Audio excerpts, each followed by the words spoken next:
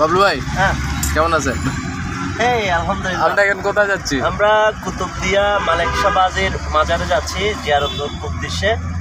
আমাদের সাথে আমাদের সদ্য বস, আমাদের কাইসার বস আছে, আমাদের বন্ধু আজিম আছে এবং আজি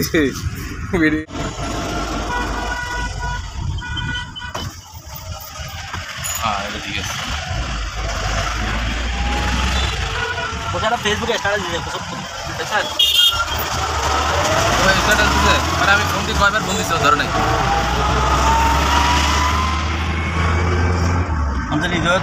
হৃদয় আর ফোন ধরবে না, তো যাবে না।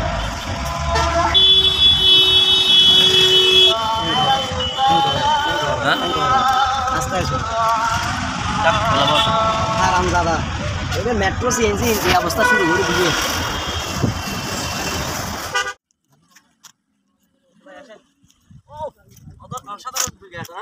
আসে না, আসে না ভাই।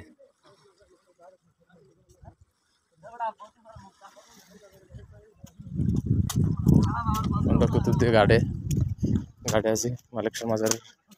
মালিক শাহ এর মাজারের এরপরে হাঁটছি আমরা নদী পার হইয়া। এই যে এখন বর্তমানে ঘাটে আছি। ওইব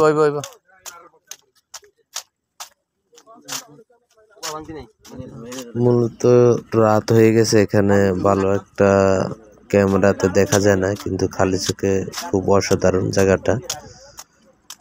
এটা যে কুতুবদিয়া দরবারের মালিক শাহ হুজুরের দরবারের সামনের লঞ্চ ঘাটের এরিয়া।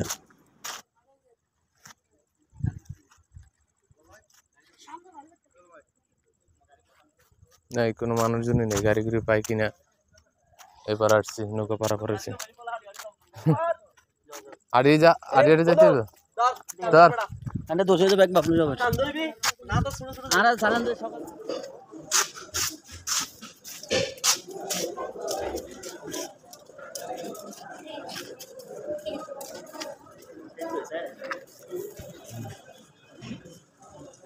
এখান থেকে যাওয়ার পরে হুজুরের দরবারে খানা পিনা শেষ করে অনেক রাত হয়ে গেছে, তাই শোয়ার জন্য আমরা সবাই প্রস্তুতি নিলাম।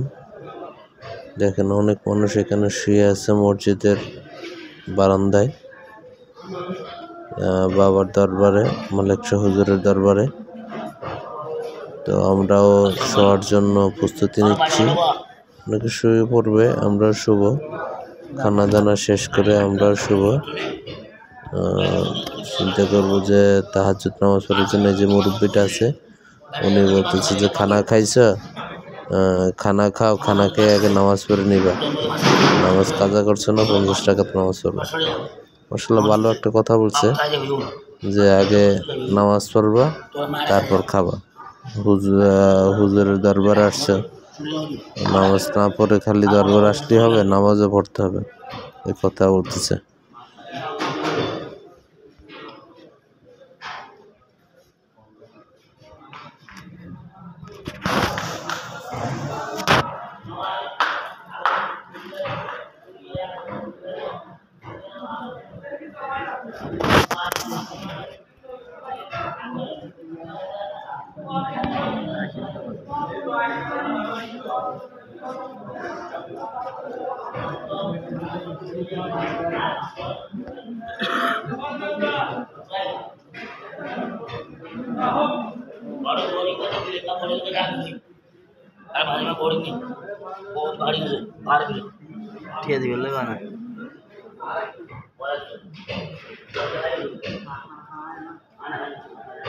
এদের যে তেল মারবে তো ভালো দেখে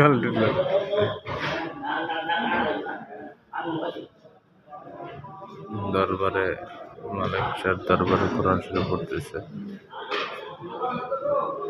মাশাআল্লাহ।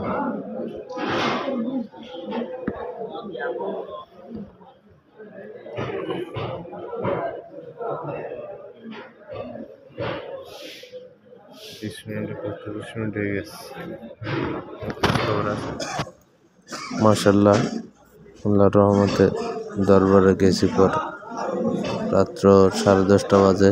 তো লোকেরা জিজ্ঞাসা করলাম দরবারের খানা কোথা দেয়, বললো আপনারা যান দিবে।